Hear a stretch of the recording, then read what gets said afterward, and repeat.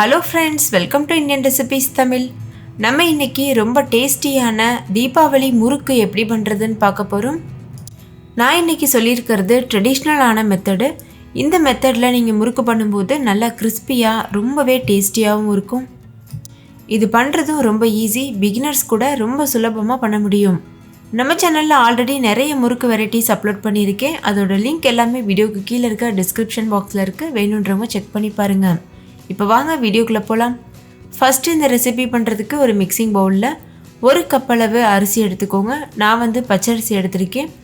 மாவு பச்சரிசின்னு கேட்டு வாங்கி யூஸ் பண்ணுங்கள். அதுதான் இந்த முறுக்குக்கு நல்ல ஒரு சூப்பரான டேஸ்ட் கொடுக்கும்.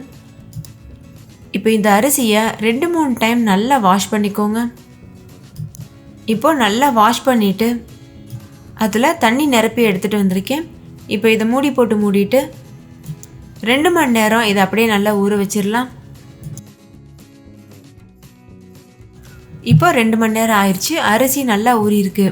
இப்போ தண்ணியெல்லாம் நல்லா வடிச்சிட்டு ஒரு சுத்தமான துணியில் இந்த அரிசியை போட்டுட்டு நல்லா இதை காய வச்சு எடுத்துக்கோங்க. ரொம்ப நேரம் காய வைக்க தேவையில்லை. ஒரு 1 மணி நேரம் காய வச்சா போதும், ஃபேன் காற்றுக்கு கீழே.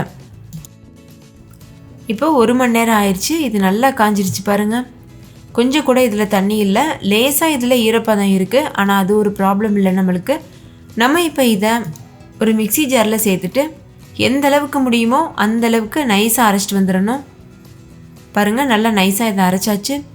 இப்போ இதை நம்ம ஜலிச்சு எடுத்துக்கணும். ஏன்னா இதில் சின்ன சின்னதாக குருணை இருக்கும், அதெல்லாம் நம்மளுக்கு தேவையில்லை. அதை நல்லா ஜலிச்சு எடுத்துக்கணும். மறுபடிக்கும் அந்த குருணையை மிக்சி ஜாரில் போட்டு மறுபடிக்கும் நல்லா அரைச்சிக்கலாம். இப்போ நான் ஒரு சன்னி வச்சுருக்கேன். இதில் நம்ம ஏற்கனவே அரைச்ச மாவை கொட்டிட்டு இதை நல்லா இது போல் ஜலிச்சுக்கோங்க. கொஞ்சம் கூட குருணை இல்லாமல் நல்லா நைஸாக இருக்கணும். அப்போ தான் முறுக்கு கிறிஸ்பியாக வரும். கொஞ்சமாவது குருணை இருந்ததுன்னா கூட நம்ம முறுக்கு ரொம்ப ஹார்டாக கடிக்க முடியாத அளவுக்கு இருக்கும். அதனால் இந்த ஸ்டெப் ரொம்ப ரொம்ப முக்கியம். இப்போ ஜலிச்சதுக்கப்புறம் எவ்வளோ குருணை இருக்குது பாருங்கள். இந்த குருணையெல்லாம் மறுபடிக்கும் மிக்சி ஜாரில் போட்டு மறுபடிக்கும் நல்லா நைஸாக அரைச்சிட்டு அதுக்கப்புறமா ஜலிச்சுட்டு நம்ம சேர்க்கணும். இப்போ முறுக்கு மாவு தயாராக இருக்குது. நம்மளுக்கு அரிசி மாவு தயார் பண்ணியாச்சு. அடுத்து நம்ம உளுந்து மாவு தயார் பண்ணணும். அதுக்கு ஒரு கடாயில் 1 கப் அளவு முழு உளுந்து சேர்த்துக்கோங்க. சேர்த்துட்டு லோ ஃப்ளேம்லேயே வச்சு இது நல்லா வறுத்துக்கோங்க. இதோட கலர் அதிகமாக மாறிடக்கூடாது. அப்படி கலர் மாறிடுச்சுன்னா நம்ம முறுக்கோட கலரும் அதிகமாக சேஞ்ச் ஆகும். அதனால் லேசாக ஒரு பொன்னிறம் வந்ததும் இதை ஸ்டவ் ஆஃப் பண்ணிடலாம். ஹை ஃப்ளேமில் வச்சு வறுக்கக்கூடாது. ஹை ஃப்ளேமில் வச்சு வறுத்தோன்னா சீக்கிரமாகவே கலர் சேஞ்ச் ஆயிரும். அதனால் லோ ஃப்ளேம்லேயே வச்சுக்கோங்க. இப்போ பாருங்கள், கலர் சேஞ்ச் ஆயிடுச்சு. இந்த ஸ்டேஜில் ஸ்டவ் ஆஃப் பண்ணிவிட்டு இதை முழுமையாக ஆற வச்சுருங்க. நல்லா ஆறினதுக்கப்புறமா ஒரு மிக்சி ஜாரில் சேர்த்துட்டு நைஸாக அரைச்சிக்கோங்க. அரைச்சிட்டு இந்த மாவையும் கொஞ்சம் கூட கப்பி இல்லாமல் நல்லா ஜலிச்சு எடுத்துக்கோங்க. பாருங்கள், இந்த மாதிரி. இந்த எல்லா மாவையும் நம்ம யூஸ் பண்ண போகிறதில்ல. இந்த உளுந்த மாவுலேருந்து 2 டேபிள் ஸ்பூன் மாவு மட்டும்தான் நம்ம யூஸ் பண்ண போகிறோம். எதுக்காக அதிகமாக உளுந்து போட்டு நம்ம வறுத்து அரைச்சிருக்கோம்னா அப்போ தான் மிக்சி ஜாரில் போட்டு அரைச்சி பொடி பண்ண முடியும். அதுக்காக இப்போ உளுந்து மாவு ரெடி ஆயிடுச்சு. இது ஒரு ஓரமாக இருக்கட்டும். அடுத்து நம்ம ஏற்கனவே அரைச்சி வச்சுருக்கோம்ல அரிசி மாவு, இதை நம்ம ஒரு கப்பில் அளந்து எடுத்துக்கணும். இந்த மாவை கரெக்டாக நம்ம மெஷர் பண்ணி எடுத்துகிட்டு இதுக்கு தகுந்த அளவு தான் நம்ம உளுந்து மாவு சேர்ப்போம். அதுக்காக தான் இப்போ நான் இதை மெஷர் பண்ணிகிட்ருக்கேன். நம்ம அரிசிக்கு தகுந்த மாதிரி உளுந்து மாவு சேர்த்தோன்னா அந்தளவுக்கு கரெக்டாக வராது. அதனால் அரிசி மாவு ஆக்குனதுக்கு அப்புறமா அந்த மாவை அளந்துட்டு அதுக்கப்புறம் அதுக்கு தகுந்த மாதிரி உளுந்து மாவு சேர்த்துக்கோங்க. இப்போ மொத்தமாக நம்ம செஞ்சு வச்சுருக்க அரிசி மாவு 2 கப் அளவு வந்திருக்கு. இந்த 2 கப் அளவு அரிசி மாவுக்கு தான் நம்ம மீத இருக்க எல்லா இன்க்ரீடியண்ட்டும் சேர்க்க போகிறோம். ஸோ அளவு கரெக்டாக பார்த்துக்கோங்க. இப்போ நம்ம அளந்து எடுத்து வச்சுருக்க இந்த அரிசி மாவை ஒரு அகலமான பாத்திரத்தில் சேர்த்துட்டு இது கூடவே உளுந்து மாவும் சேர்த்துக்கோங்க. 2 டேபிள் ஸ்பூன் அளவு உளுந்து மாவு, கொஞ்சமாக எள்ளு, அதாவது 1 டீஸ்பூன் எள்ளு, 1 டீஸ்பூன் சீரகம், தேவையான அளவு உப்பு, 1.5 டேபிள் ஸ்பூன் அளவுக்கு வெண்ணெய், அதாவது பட்டர் இருக்குல்ல, அது ரூம் டெம்பரேச்சரில் எடுத்திருக்கேன். நல்லா சாஃப்டாக இருக்கணும். இது எல்லாத்தையும் சேர்த்துட்டு நல்லா இதை மிக்ஸ் பண்ணிக்கோங்க. நான் மாவு பிசைஞ்சதுக்கு அப்புறமா கொஞ்சமாக கருப்பு எள் சேர்த்து மறுபடிக்கும் பிசைஞ்சேன், நல்ல ஒரு கலர் கொடுக்கறதுக்காக. அதை நான் வீடியோ ஷூட் பண்ண மறந்துட்டேன். நீங்கள் வேணும்னா விருப்பம் இருந்ததுன்னா கருப்பு எள் கூட இது கூட சேர்த்துக்கிறலாம்.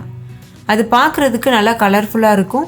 முறுக்கு நல்லா ஒயிட் கலரில் இருக்கும், அங்கங்கே பிளாக் கலரில் அந்த கருப்பியல் தெரியும் போது பார்க்குறதுக்கே ரொம்ப அழகாக இருக்கும். இப்போ தேவையான அளவு தண்ணி சேர்த்துட்டு முறுக்கு மாவு பதத்துக்கு இதை நல்லா மிக்ஸ் பண்ணி எடுத்துக்கோங்க. மாவு ரொம்ப கெட்டியாக இருக்கக்கூடாது. அப்படி மாவு கெட்டியாக இருந்ததுன்னா நம்ம மாவு சுற்றும் போது, அதாவது நம்ம முறுக்கு உரலில் சேர்த்துட்டு பிழிவோம்ல, அப்படி சுற்றும் போது அது உடையிறதுக்கு வாய்ப்பு இருக்குது.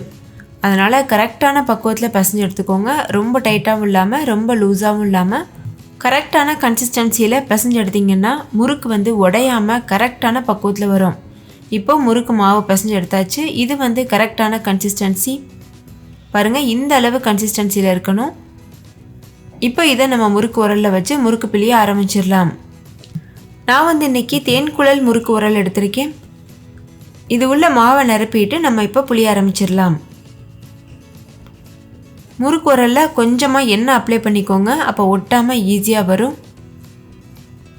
பாருங்கள், ரொம்ப சுலபமாக வருது. முறுக்கு புளியிற பிளேட்டில் கொஞ்சமாக எண்ணெய் அப்ளை பண்ணிக்கோங்க, அப்போ நம்ம எடுத்து போடும்போது ஈஸியாக இருக்கும். மெதுவாக ஒவ்வொரு சுத்தாக சுற்றி வரணும். பாருங்கள், அந்த மாதிரி. இதே மாதிரி மீதி இருக்க எல்லா முறுக்கையும் நம்ம சுற்றி பொரிச்சு எடுத்துடலாம். அந்த எட்ஜை வந்து இது மாதிரி ப்ரெஸ் பண்ணி விடுங்க. அப்போ முறுக்கு நீங்கள் எண்ணெயில் போடும்போது பிரியாமல் இருக்கும். இப்போ சூடான எண்ணெயில் இது போல் சேர்த்துருங்க. சேர்த்துட்டு 2 பக்கம் திருப்பி விட்டு இந்த சலசலப்பு ஓசை இருக்குல்ல, இது அடங்கினதுக்கு அப்புறமா வெளியில் எடுத்துருங்க. நம்ம முறுக்கு சேர்த்ததும் நொறையாக வந்துட்டு சத்தம் கொடுக்குதுல, இந்த சத்தம்லாம் அடங்கிருச்சுன்னா நம்ம முறுக்கு வந்து வெந்துருச்சுன்னு அர்த்தம். இதே மாதிரி மீதி இருக்க எல்லா மாவுலையும் முறுக்கு சுட்டு எடுத்துடலாம். நம்ம சேனலில் ஏற்கனவே தீபாவளிக்காக அதிரசம், முறுக்கு, லட்டு, மைசூர் பாக், ஜிலேபி எல்லா விதமான ஸ்வீட்ஸும் நான் அப்லோட் பண்ணியிருக்கேன். அது எல்லாமே நம்ம சேனல் இந்தியன் ரெசிபீஸ் தமிழில் இருக்குது. நீங்கள் போய் செக் பண்ணி பாருங்கள், உங்களுக்கு அதுவும் ரொம்ப யூஸ்ஃபுல்லாக இருக்கும். இப்போ பாருங்கள், லேசாக அந்த ஓசையெல்லாம் அடங்கிருச்சு. இப்போ நம்ம இதை வெளியில் எடுத்துடலாம். நீங்களே பாருங்கள், முறுக்கு எவ்வளோ வெள்ளையாக நல்லா பார்க்குறதுக்கே சூப்பராக இருக்குது. டேஸ்ட்டும் ரொம்பவே அட்டகாசமாக இருக்கும்.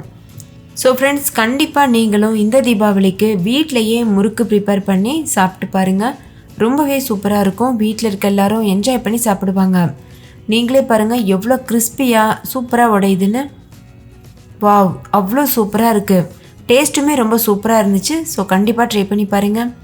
ட்ரை பண்ணிவிட்டு டேஸ்ட் எப்படி இருந்ததுன்னு கமெண்ட்டில் என் கூட ஷேர் பண்ண மறந்துடாதீங்க. இந்த வீடியோ உங்கள் எல்லாருக்கும் ரொம்ப பிடிச்சிருக்கும்னு நம்புகிறேன். பிடிச்சிருந்தால் லைக் பண்ணுங்கள், உங்கள் ஃப்ரெண்ட்ஸ் கூட நிறைய ஷேர் பண்ணுங்கள். ஸோ அவங்கள பார்த்து பயன்பெறட்டும். இன்னொரு சூப்பரான ரெசிபியோடு நான் உங்களை சந்திக்கிறேன். அதுக்கு முன்னாடி உங்கள் எல்லாருக்கிட்டையும் ஒரு அன்பான ரெக்வஸ்ட் இருக்குது. நம்ம சேனல் இந்தியன் ரெசிபீஸ் தமிழை சப்ஸ்கிரைப் பண்ணிக்கோங்க. கூடவே இருக்க பெல் சிம்பிளையும் கிளிக் பண்ணிவிட்டு ஆல் என்ற ஆப்ஷனையும் கிளிக் பண்ணி சேவ் பண்ணிக்கோங்க. ஓகே ஃப்ரெண்ட்ஸ், தேங்க்யூ, பாய்.